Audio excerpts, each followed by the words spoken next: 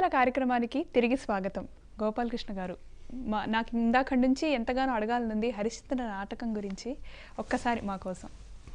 సత్య హరిశ్చంద్ర నాటకం బలిజేపని లక్ష్మీకాంత కవి గారు రచించి 100 సంవత్సరాలు దాటిపోయినా కూడా ఆనాడు బందరు డివి సుబ్బారావు గారి దగ్గర నుంచి ఈనాడు మరి యువతరంలో కూడా ఎంతోమంది, ఆయన మనవడు డివి సుబ్బారావు దగ్గర నుంచి అనేకమైనటువంటి చిన్న పిల్లలు కూడా, ఒక 10 ఏళ్ల పిల్లలు దగ్గర నుంచి కూడా ఆ నాటకాన్ని అద్భుతంగా అమోఘంగా ప్రదర్శింపచేస్తూ ఉన్నారు.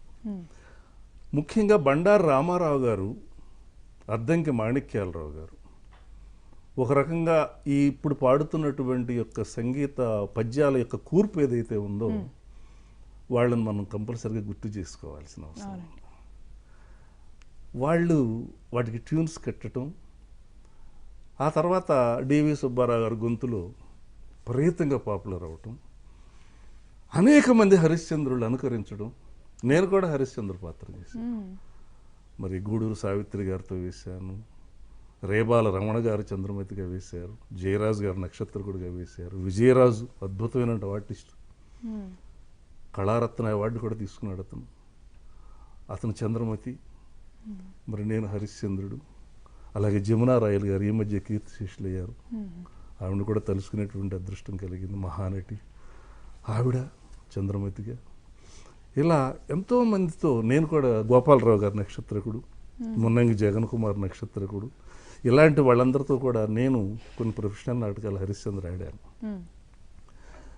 నాకు ఎందుకంటే నాకు అనుకరణ అనేది నాకు అంతగా, మా గురువు పద్మభూషణ్ ఏఆర్ కృష్ణ గారు, జిఎస్ఎన్ శాస్త్రి గారు, మా విద్వాన్ రామచంద్రరావు గారు, మరి సిద్ధప్ప నాయుడు గారు, వీళ్ళందరి దగ్గర నేను ట్రైనింగ్ అయినటువంటి యొక్క సిస్టంలో నాదొక బాణీని క్రియేట్ చేసుకోవాలనేటువంటిది మొదటి నుంచి నాకు మా వాళ్ళు చెప్తున్నటువంటిది.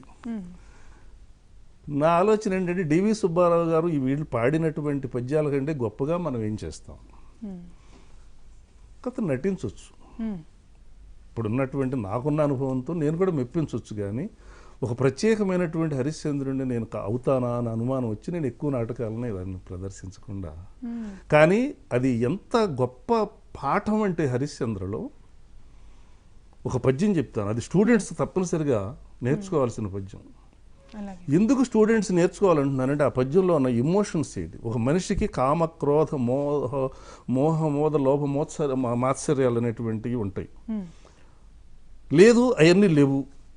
ఒక ఎగ్జామ్కి వెళ్తున్నాడు, ఆ నైట్ చదువుతున్నాడు, నిద్ర వస్తుంది, ఆకలేస్తుంది, భయం వేస్తుంది, వీటన్నిటికీ కూడా దూరం చేసుకునేటువంటి యొక్క దివ్య మంత్రం లాంటిది ఈ పద్యం. ఆ సందర్భం ఏమిటంటే హరిశ్చంద్రుడు భార్యని నరకాల్సినటువంటి పరిస్థితి వస్తుంది, తన భార్యనే నరకాల్సిన పరిస్థితి వచ్చింది. ఆవిడ తప్పు చేయలేదని తనకు తెలుసు, కానీ రాజాజ్ఞ పాటించాలి, ఇతను సేవకుడు మాత్రమే. అక్కడ ఏం చేయాలి, అక్కడ ఖడ్గం వణికిపోతూ ఉంది, ఎక్కడున్నది భార్య తల నరకాలి, హృదయం వేడిచేస్తుంది, మోహం వస్తుంది, దుఃఖం వస్తుంది. అప్పుడు ఆ పద్యంలో చెప్పుకుంటాడు, హృదయమా హృదయమా సతికి నారుణమెల్ల సరిపోయే నీకేటి ఆశ ఈ నెలతపైన,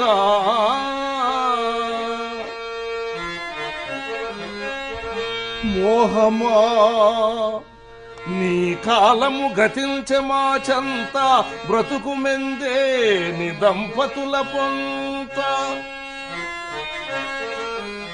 దుఃఖమా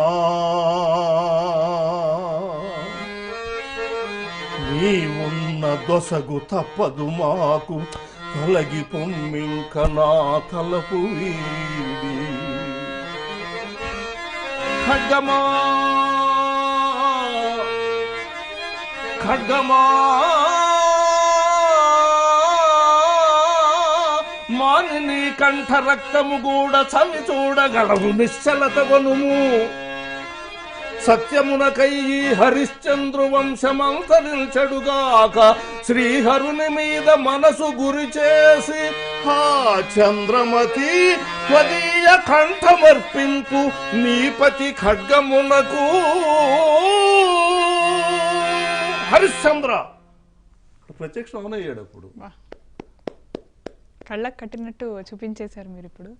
ఎందుకు అంటే ఈ పద్యంలో ఏంటి పిల్లలు ఎందుకు నేర్చుకోవాలి? ఏం చెప్పాడు మోహానికి, హృదయానికి ఏం చెప్పాడు? హృదయమా నీకేటి ఆశ అయ్యని, ఎందుకు ఇంకా ఆశపడుతున్నావు? వాడి మీద రుణం తీరిపోయింది. మోహం వచ్చింది. మోహమా నీ కాలము గతించే మా చెంత, బ్రతుకు మెందేని దంపతి అడ్రస్ చెప్పాడు. దంపతుల మధ్యలోకి వెళ్ళమ్మా. దుఃఖం వచ్చింది. దుఃఖమా నువ్వుంటే నాకు ఇది చెడ్డ పేరు, అసలు ఏం చేయలేను, కాబట్టి నా మనసులోంచి వెళ్ళిపో. ఇదేమవుతుంది? షేక్ అవుతుంది. నువ్వు నిశ్చలంగా లేకపోతే ఒక్క దెబ్బకి ఆవిడ తల నరకలేను, నరకయాతను అనుభవిస్తుంది. ఆ పాపం కూడా ఎందుకు అంత కష్టపెడతావు? కాబట్టి నిశ్చలంగా ఉండు. ఆ రక్తం చూద్దు కానీ, రక్త రుచి చూద్దు కానీ నువ్వు కదలకమ్మా, వణక్కో. ఎవరికి చెప్తున్నాడు ఇవన్నీ? అలాగే చదువుతున్నప్పుడు నిద్ర వచ్చింది. ఏయ్ నిద్ర, వెళ్ళిపో. ఈ పరీక్షలు అయిపోయిన వెంటనే రోజు 9:30-10 గంటల సేపు పడుకుంటానమ్మా, వెళ్ళిపో. నిద్రకి చెప్తున్నాడు. ఆకలి ఇస్తుంది మళ్ళీ చదువుతుంటే. ఆకలి స్టడీస్ రాకముందు బిస్కెట్లు తిన్నాను కదా, భోజనం చేశాను కదా, మళ్ళీ ఎందుకు మళ్ళీ వస్తావు? కొంచెం పరీక్షలు ఉన్నాయి కదా, చదువుకుంటున్నాను కదా, రాకమ్మా. వెళ్ళిపోయింది. నెక్స్ట్ భయం వచ్చింది. భయం ఏంటి? గుర్తుండతో ఉండదో, రాయగలనో రాయలేనో, ఈ పారాగ్రాఫ్ నాకు గుర్తుంటుందా లేదా, ఆ భయం వచ్చింది. ఏంటి, ఎందుకు నన్ను భయపెడుతున్నావు? భయం, రాయలేనా నేను? కబడ్దార్, జాగ్రత్త, రాదు నా దగ్గర రాకు. ఎమోషన్స్ ఒక్కొక్క దాన్ని దూరం చేసుకోవటానికి. దానికి అల్టిమేట్ గోల్ ఏంటి? అక్కడ శివుడు ప్రత్యక్షం అయినట్టు విజయం ప్రత్యక్షం అవుతుంది. అక్కడ పిల్లలకు సూత్రం ఇది. హృదయమా తీసేసి, మోహమా వెళ్ళు. ఈ పద్యం నేర్చుకున్నప్పుడు భయమా రాబాక, ఆకలి గో హెడ్, బస్సు లేదు వెయిట్ చేయాలి, పద్యం పాడుకుంటూ ఉండి దీన్ని.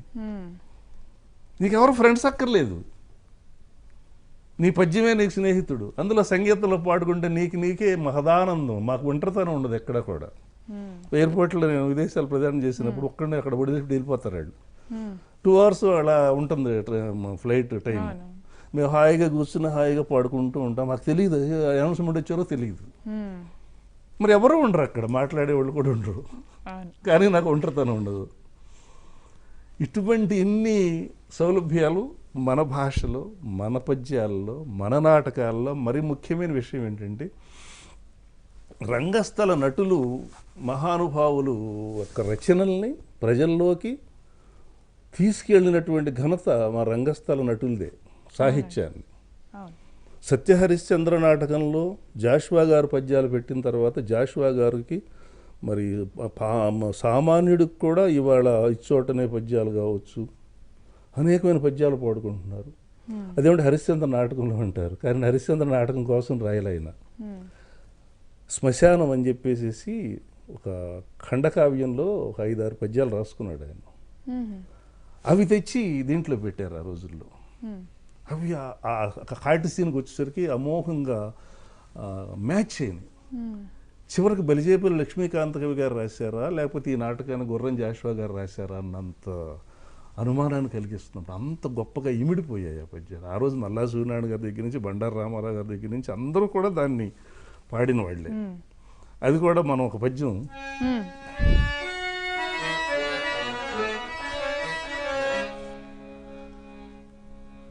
ఆయన అంటాడు అనమాట, ఇది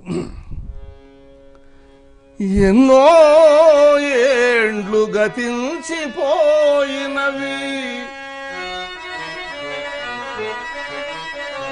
ఎన్నో ఏండ్లు గతించిపోయినవి కానీ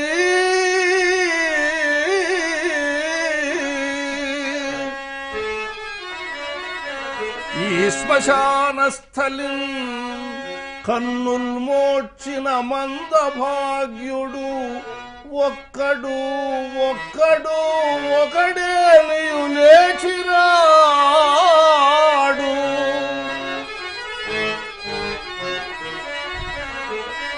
అకటా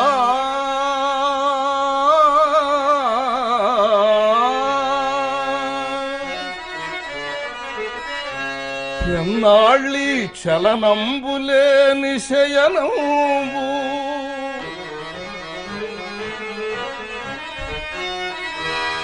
ఏ తల్లులలాడిరో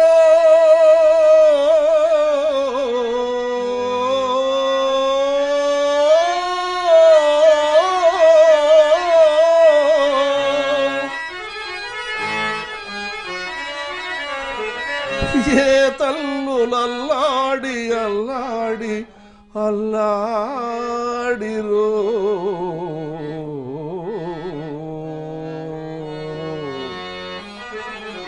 కన్నీటం పడి క్రాగిపోయినవి కన్నీటం పడి క్రాగిపోయినవి నిక్కం బిందు పాషాణము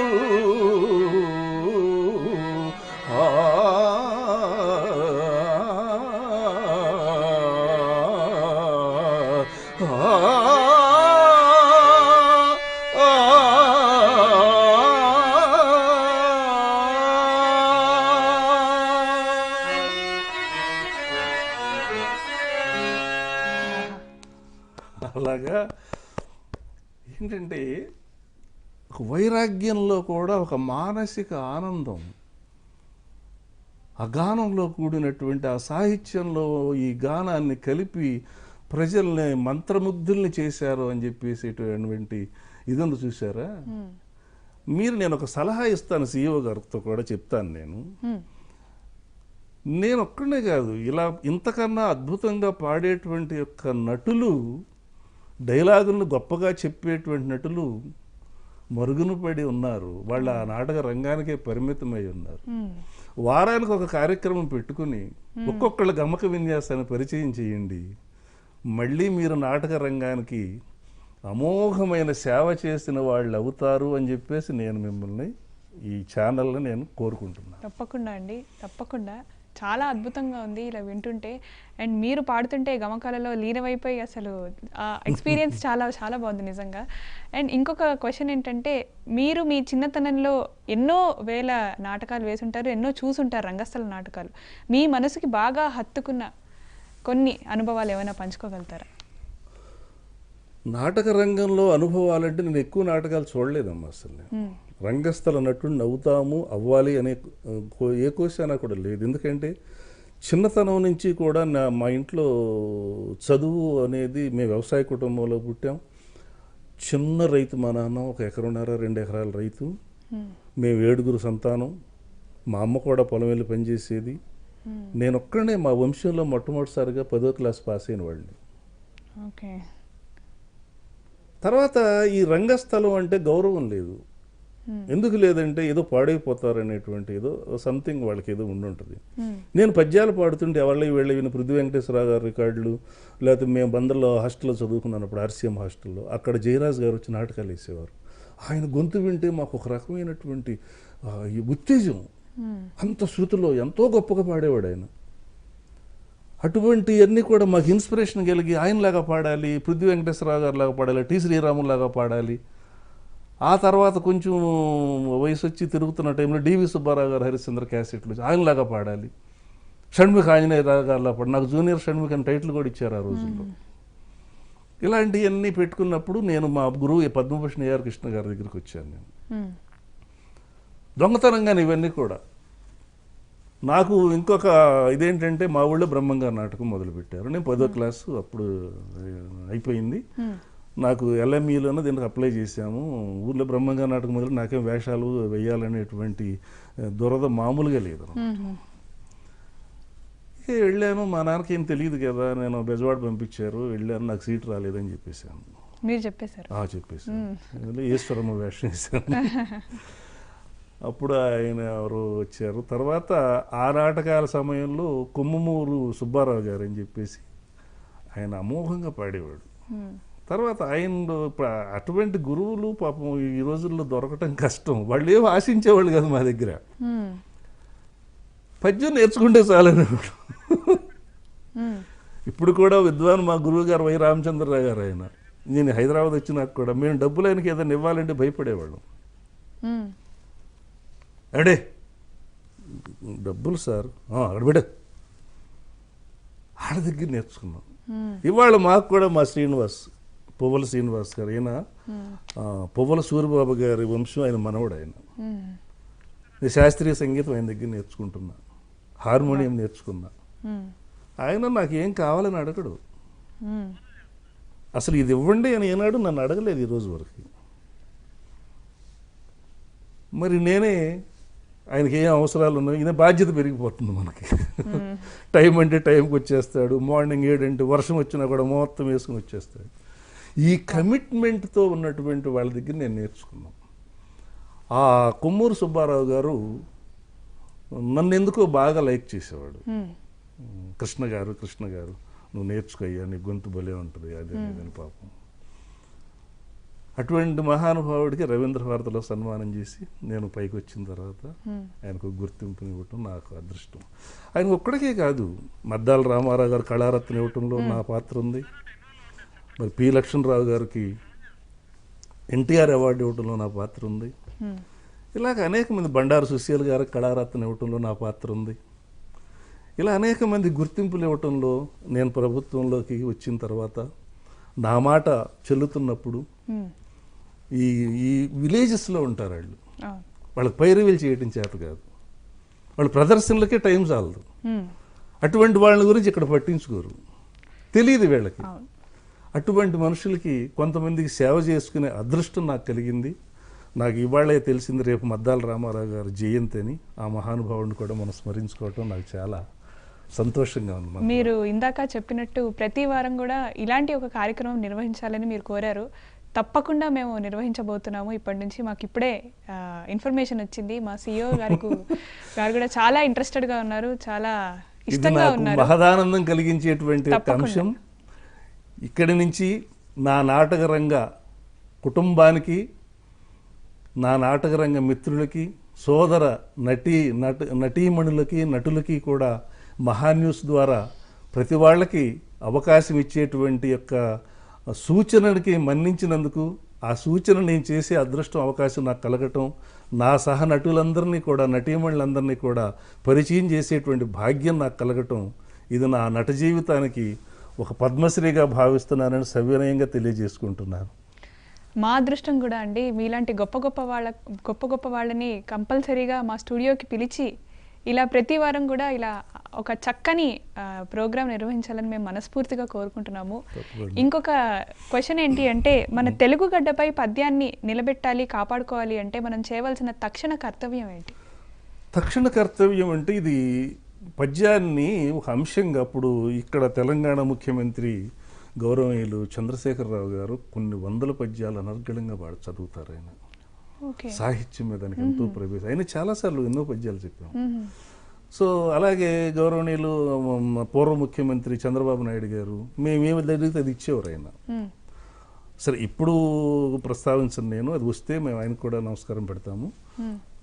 ఇక్కడ పార్టీల గురించి కాదండి, ఎవరైతే చేస్తారో వాళ్ళకి నమస్కారం పెడతాము, కళాకారుల లక్షణం అది. కాబట్టి ఎవరు మనకి ఆదరిస్తారో, ఇప్పుడు కృష్ణదేవరాయలు ఆదరించారు కాబట్టి ఈ రోజు వరకు నిల్చున్నాడు కృష్ణదేవరాయలు. ఆదరించకుండా ఆదరించారనేటువంటి మాట చెప్పలేము. కాబట్టి ఆదరించిన వాళ్ళని మర్చిపోవడం కూడా మంచిది కాదు. కాబట్టి ప్రభుత్వాలు ఏం చేయాలంటే, పద్యాన్ని తెలుగు రాష్ట్రాలు కాబట్టి ఇవి తెలుగు రాష్ట్రాల్లో ఇంకొకటి ఎన్టీ రామారావు గారి యొక్క చరిత్రనే అసలు తెలుగు భాషకి విశ్వవిఖ్యాతంగా గౌరవం తెచ్చి తెలుగువాడి ఉనికిని ప్రపంచానికి చాటిన విశ్వవిఖ్యాత నట సార్వభౌముడు నందమూరి తారక రామారావు గారి జీవిత చరిత్రను పాఠ్యాంశంగా పెట్టినటువంటి గౌరవనీయులు చంద్రశేఖరరావు గారి పాదాలకు నమస్కారం చేస్తూ ఉన్నాను. ఎందుకంటే మరి ఆయన మహానుభావుడు తెలుసది. కాబట్టి అలాగే పద్యాన్ని కూడా భాగవతం ఎంత గొప్ప పద్యాలు ఉన్నాయండి శివరంజన్ తీసుకోమ్మ దాంట్లో. ఎందుకంటున్నాను, రంగస్థల పద్యం ఒక రకంగా ఉంటుంది, కావ్యాల్లో పద్యం ఒక రకంగా చదువు, అన్నింటిని ఒకలాగా చదవకూడదు. ఓకే. ఆ గజేంద్ర మోక్షంలో శరీరం శక్తి అంతా అయిపోయిందని చెప్పేసి ఆ గజేంద్రుడు ఆ విష్ణుమూర్తిని మొరపెట్టుకుంటున్నటువంటి పద్యం,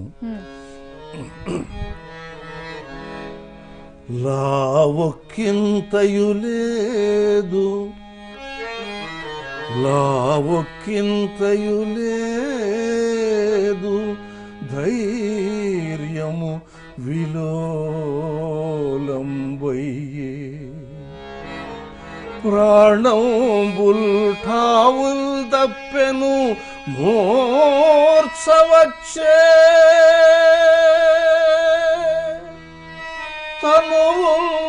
తనువుండస్యన్ శ్రమం వయ్యడిన్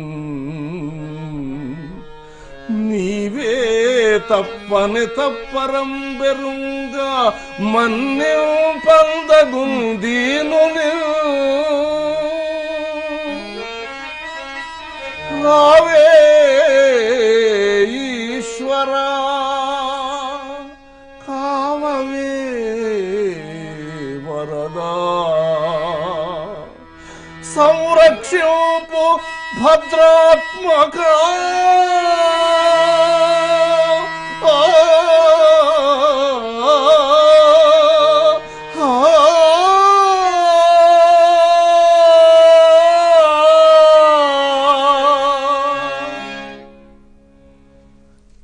ఇలా అంటే రాడా భగవంతుడు? మనం ఘంటసాల దిగిపోతారు భగవంతుడు మీరు ఇలా పాడుతుంటే. ఆత్రుతతోటి అద్భుతంగా ఉందండి. ఇవి ఈ పద్యాల్లో ఉన్న రుచిని స్టూడెంట్స్కి, ఇప్పుడు మా కేవీ రమణాచారి గారు ఉన్నారు, నేను ఏ ప్రయోగం చేసినా ఇటువంటివి చేసినా సారు నన్ను అప్పట్లో నేను ఇక్కడ మా దీక్షిత్ గారు నేను కలిసి చేశాం కృష్ణ తులాభారం. అలాగా ఆయన అందరికీ ప్రోత్సాహం ఇస్తారు. ఈ పద్యాలు కూడా మరి నాటక రంగమే కాకుండా సాహితీ పద్యాలని పాఠశాలల్లో కంపల్సరీగా ఎలిమెంటరీ స్థాయి నుంచి కూడా నేర్పించేటువంటి యొక్క పరిస్థితి వస్తే ఈ సాహిత్యము, మన సంపద, మనదైనటువంటి యొక్క సంస్కృతి అన్నీ కూడా పూజింపబడతాయి.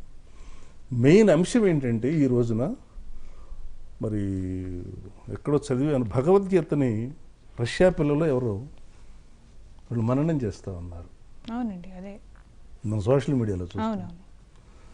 శ్లోకాలు చెప్తా ఉన్నారు పాఠ్యాంశం స్కూల్లో పిల్లలు. మనం పద్యం పాడటానికి సిగ్గుపడుతున్నాం. ఎక్కడొస్తుంది ఇది, ఎవరి ద్వారా ఎందుకు జరుగుతోంది ఇది అని ఆలోచించుకోవాల్సిన అవసరం లేదు. తల్లిదండ్రులు కూడా ఆలోచించాలి. మా అబ్బాయికి 4 శ్లోకాలు వచ్చు, 4 పద్యాలు వచ్చు, ఇది గొప్పగా భావించాలి. రైమ్ కూడా వాళ్ళు రైమ్స్ అని చెప్తున్నారు. అక్కడికి వెళ్ళి కూడా మనకు పద్యం ఉంది, వాళ్ళు అదే చెప్తున్నారు. Twinkle twinkle little star how, ఇది కూడా ఏంటి పద్యమేగా, వాళ్ళ రైమ్ అంటున్నాడు వాడు. మనం చేత వెన్న ముద్ద చెంగల్వ పూదండ ఇది పెడితే ఏమవుతుంది, ట్వింకిల్ ట్వింకిల్ ఏమో పెదాల మీద ఉంది, చేత వెన్న ముద్ద చెంగల్వ అక్కడి నుంచి వస్తుంది, నాభిస్థానం నుంచి వస్తుంది. మన భాషలో ప్రతి భాషలో కూడా ప్రతి అక్షరాలు కూడా అనేకమైన అక్షరాలు మనకు నాభిస్థానం నుంచి వస్తే ప్రాణాయామం జరుగుద్ది. మనకు ఒక పద్యం ఉంది, డకార ప్రాసలో పోతన గారి పద్యం ఉంది ఒకటి, అది మాకు వాచికాభినయంలో చెప్పేవాడు. అడిగెదనని కడు వడిచను అడిగిన తన మగుడనుడు వడని వెడనుడుగున్ వెడవెడ చెడుముడి తడబడని అడిగిడు నడిగిడదు జడిమని అడిగిడు నెడలన్. ఇది ప్రాక్టీస్ చేయండి, నాలుగు తడబడదు ఎప్పుడు కూడా. అలాగే ప్రాణాయామం కావాలి. అటజని గాంచె భూమిసురుడు అంబర చుంబి సరస్సర ఝరీపటల ముహుర్ముహుర్లుడ దభంగ తరంగ మృదంగ నిస్వనస్ఫుట నటనానుకూల పరిపుల్ల కలాప కలాపిజాలమున్ కటక చరత్ కరేణు కరకంపిత సాలము శీతశీలమున్. ఇది ఒకటే బ్రీత్లో చదవాలి. నేను అప్పుడు చదివేవాడిని, 2 సార్లు చదివేవాడిని. అద్భుతం. ఈ పద్యం ఏం జరుగుతుంది, మెమరీతో పాటుగా ఆరోగ్యాన్ని ఇస్తుంది. ఇది గమనించాలి తల్లిదండ్రులు. ఇది నేర్చుకున్నవాడు ఏ భాషని అలవగ్గా నేర్చుకుంటాడు అనేటువంటి సత్యాన్ని కూడా గమనించాలి. మరి ఒక అవధానంలో ఉన్నారంటే 1,00,000 పద్యాలు మెమరీ నుంచి తీసి పడేస్తారు. దానికి ఒక సౌలభ్యం ఉంది. ఏమిటంటే ఉదాహరణకి ఒక ఉత్పలమాల పద్యం తీసుకుందాం. భర నభ భరవ అనే గణాలు ఉంటాయి. చెల్లియో చెల్లకో పద్యమే తీసుకుందాం. ఇది బాగా పాపులర్ అయిన పద్యం కాబట్టి. చెల్లియో లీ కింద లావత్తు వచ్చి ప్రాసల్ ప్లేస్లో ఉంది. చెల్లకో తమకు రగణం అయింది నగణం. తమకు అంటే 3 అక్షరాలు నగణం, 3 లఘువులు. తమకు చేసిన మొట్టమొదటి అక్షరం చెల్లియో ఉంది కదా, 10వ అక్షరం ఏమొచ్చింది చేసిన. ఇక్కడ ప్రాసని ఇక్కడ ఎతిని గుర్తుపెట్టుకుంటే పద్యం మొత్తం నీకు లోపల ఉంటుంది. దీనికి ఒక ట్యూన్ పెట్టుకుంటే ఆ ట్యూన్ ఎప్పుడైతే నువ్వు ఓపెన్ చేసావో ఈ టెక్స్ట్ మొత్తం బయటకు వస్తుంది. అది రహస్యం పద్యంలో ఉన్నది. అందుకని ఎన్ని లక్షల పద్యాలైనా బట్ యతి ప్రాస ఏముంది ఇక్కడే ఉంది. అక్షరం ఏదో వస్తుంది ముందు వచ్చేస్తుంది. చెల్లియో చెల్లకో తమకు చేసిన ఎగ్గులు సైచి రందరున్ అయిపోయింది. ఎందుకు తొల్లి మళ్ళీ 2వ లైన్లో లీ కింద లావత్తు చెల్లియో కింద తొల్లి వచ్చేసింది 2వ అక్షరం. గతించే నేడు నన్ను దూతగా తోకి దూకి ఎతి పంపిరి సంధి చేయ నీ పిల్లలు లా కింద లావత్తు వచ్చింది మళ్ళీ.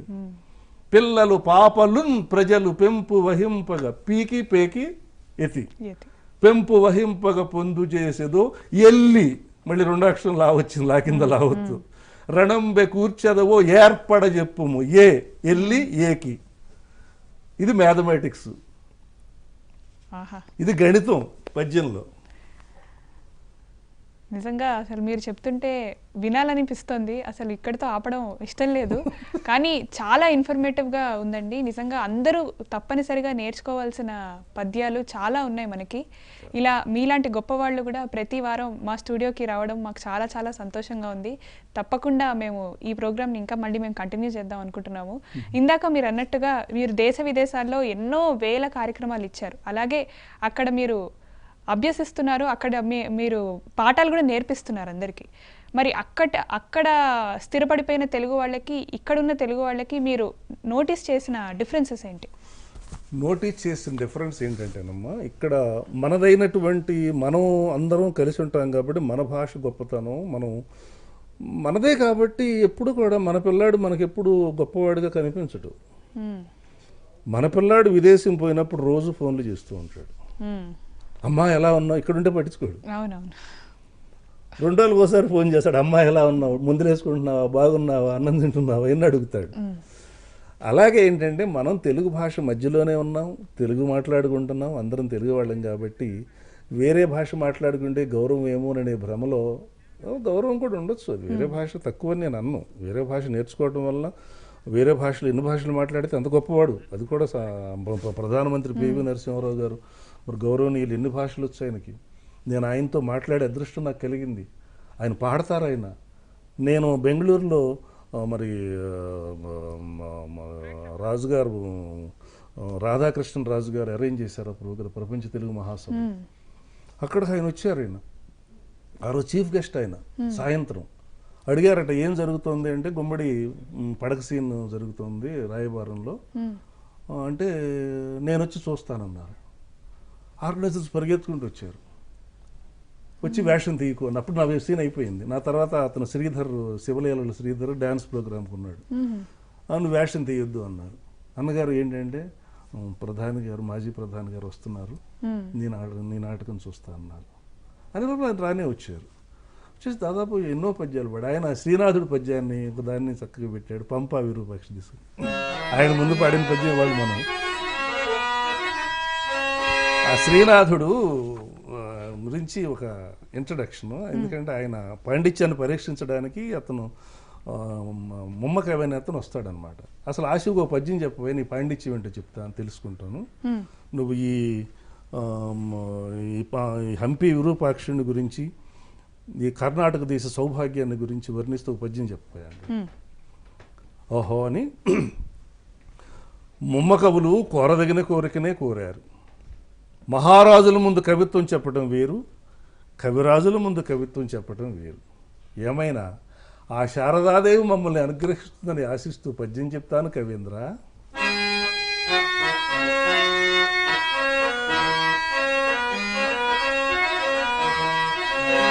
పంపా విరూపాక్ష బహుజటాజూటికారగ్వధ ప్రసవ సౌరభ్యములకు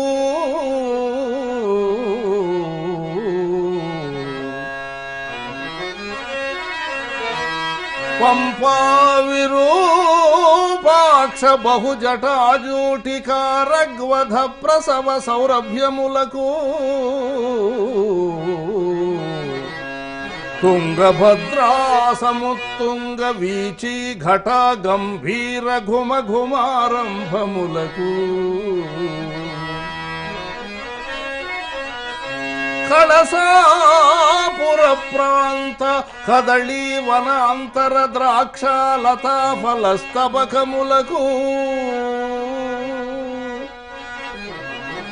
కర్ణాటగామిని కర్ణహాటక రత్న తాటంక యుగధాళ ధళ్యములకు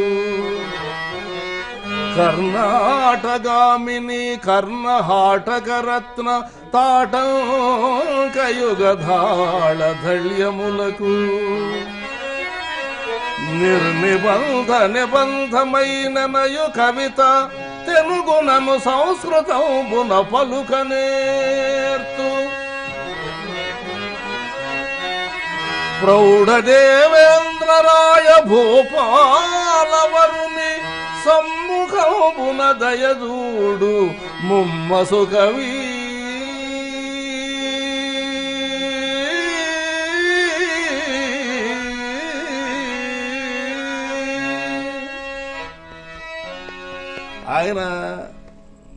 ఆయన ఎంత గొప్ప వాళ్ళే నన్ను అబ్జర్వ్ చేస్తారు, కానీ బాగుందని కానీ ఎక్స్ప్రెషన్ కూడా ఉండదు ప్రధానమంత్రి గారి దగ్గర.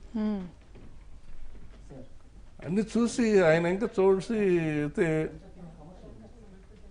ఏ ఎక్స్ప్రెషన్ ఆనందం కానీ ఇది కానీ బాగలేదని కానీ ఏ ఎక్స్ప్రెషన్ మనం ఎక్స్పెక్ట్ చేయలేము, ఎందుకంటే అంత మేధావి. చివరికి అన్నాడు వీడి పీక బాగుంది అన్నాడు. ఎందుకంటే అంతకుముందే నేను మా పద్మభూషణ్ అవార్డు వచ్చినప్పుడు మా గురువు గారికి పద్మభూషణ్ ఏఆర్ కృష్ణ గారికి నేను ఆయనతో పాటు ఢిల్లీ వెళ్ళా. అప్పుడు ప్రధానమంత్రి గారి ఇంట్లో లంచి కాళోజీ నారాయణరావు గారికి, వావిలాల గోపాలకృష్ణయ్య గారికి, మా గురువు గారికి ఆయన లంచ్ ఇచ్చారు. ఆయనతో పాటు తోక నేను వెళ్ళాను. అప్పుడు నాకు పరిచయం అనమాట. సో అలాగా అదృష్టానికి కూడా నోచుకున్నాను నేను. ఆయన నా పద్యాన్ని విన్నారు, వీడి పీక బాగుంది అని మెచ్చుకోవటం నాకు. ఆ తర్వాత భగవాన్ సత్యసాయి బాబా గారి గురించి చాలాసార్లు చెప్పాను. ఈ బ్రాస్లెట్ని బాబా గారే నాకు అలా తీసి ఇచ్చారు. అది కింద పడిపోయింది, పెడుతుంటే సరిపోక మళ్ళీ ఇలా అన్నారు, పెట్టి బంగారే సరిపోయిందా అన్నారు. సో ఇలాంటి అదృష్టాలు ఎన్నింటికో మరి 12 నంది అవార్డులు ఇచ్చాయి. నేను తీసిన కృష్ణరాయవారం, శ్రీనాథుడు, యోగి వేమన ఇలాంటి ఎన్ని సినిమాలాగా ఫార్మాట్లు తీసి వేమనేమో సీరియల్గా తీశాను. అది కూడా మెగా సీరియల్ కోటాలో నాకు best production direction Nandi awards వచ్చాయి. అలాగే 3 సార్లు ఉత్తమ నటుడిగా రంగస్థలం మీద బెస్ట్ యాక్టర్ తీసుకున్నాను. శ్రీకృష్ణ పాత్ర, శ్రీనాథ పాత్ర, వేమన పాత్ర, ఇలాగ అనేక విభాగాల్లో అనేకమైనటువంటి సార్లు నేను నందులు తీసుకోవడం జరిగింది. మరి అన్నిటికంటే ముఖ్యంగా గత సంవత్సరం తానా ఎన్టీఆర్ అవార్డు తీసుకోవటం జరిగింది. ఆంధ్రప్రదేశ్ కళారత్న హంస అవార్డు, ఎన్టీఆర్ అవార్డు, ఆంధ్రప్రదేశ్ నా అవార్డ్స్ అవన్నీ తీసుకోవటం జరిగింది. మరి అనేకమైన పరిషత్తుల్లో అక్కినేని ఇంటర్నేషనల్ అవార్డు డల్లాస్ నుంచి తోటకూర ప్రసాద్ గారు, నవనీత్ కృష్ణ గారు వీళ్ళందరూ కూడా తీసుకోవడం జరిగింది. సిలికానాంధ్ర వాళ్ళు నటభారతి వాళ్ళకే నేను పిల్లలందరికీ కూడా వాళ్ళు 40,000 మంది పిల్లలతో వాళ్ళు తెలుగు మనబడి నడిపిస్తూ ఉన్నారు. దాంట్లో నేను ఇప్పుడు నాటకాలు నేర్పించే అదృష్టం అవకాశం నాకు కలగటం, కూచిపట్ల ఆనంద్ గారికి, రాజు చామర్తి వాళ్ళందరూ కూడా నేను పద్యాలంటే కూడా పెద్దవాళ్ళు కూడా నేర్చుకున్నారు, ఆడపిల్లలు నేర్చుకున్నారు. నా శిష్యులు అక్కడ దాదాపు 200 మంది కన్నా పైన ఉన్నారు ఇంకా నా దగ్గర శిష్యులు. ఇవన్నీ కూడా నాకు ఒక సంతృప్తిని ఇవన్నీ ఇచ్చినవి. మరి ఇవన్నీ కూడా చాలా మరి నట జన్మ అనేది నాకు భగవంతుడు ఇచ్చినటువంటి జన్మకి మరి మీరు ఇవాళ మహాన్యూస్లో పిలిచి ఇలాగా అనేకమైన ఛానల్స్లో మాట్లాడాను నేను. మా అదృష్టం అండి మీరు రావడం మా స్టూడియోకి. మీ నుంచి ఇంకా విశేషాలు మేము తెలుసుకోవాలనుకుంటున్నాం. ఇప్పటితో ఇంకా కొనసాగించాలనుకుంటున్నాం మేము ఇంకా ప్రోగ్రామ్ని. దానికంటే ముందు ఒక చిన్న విరామం తీసుకుందాం. రంగస్థలం కార్యక్రమంలో చిన్న విరామం తీసుకుందాం.